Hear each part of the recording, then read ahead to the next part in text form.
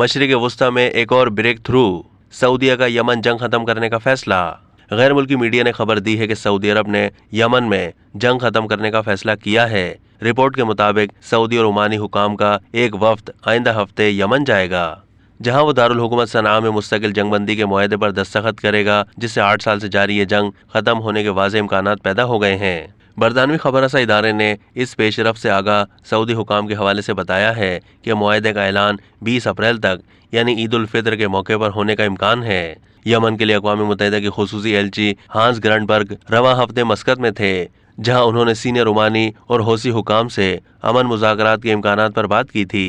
Saudi फौज की ज़ेर क़यादत इत्तेहादी फौज ने यमन का बहरी मुहासरा ख़त्म कर दिया, जिसके नतीजे में कई बहरी जहाज़ अदन और मुल्क की जुनूबी बंदरगाहों पर लंगर अंदाज होने के काबिल हुए।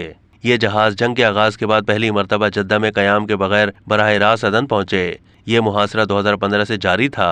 इसी दौरान लबनान के अखबार अल मियादीन ने खबर दी है कि सऊदी अरब ने सऊदी नवाज यमनी हुक्काम का भी एक इजलास मुनक्किद किया, जिसमें उन्हें हौसियों के साथ किए जाने वाले मुआहदे के हवाले से आगाह किया गया। सऊदी वजीर दिफा खालिद बिन सलमान ने यमन जंग के खात्मे और मसले के हल के लिए एक रोड मैप पेश किया।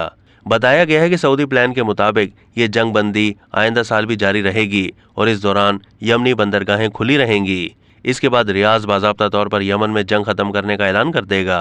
रिपोर्ट से ये बात सामने आई है कि सऊदी अरब और अक़वाम मुत्तहिदा मिलकर हौसियों और मुतहारिब यमनी धड़ों के दरमियान मुज़ाकरात कराएंगे, जिसके बाद 2 साल में नई हुकूमत का क़याम अमल में लाया जाएगा।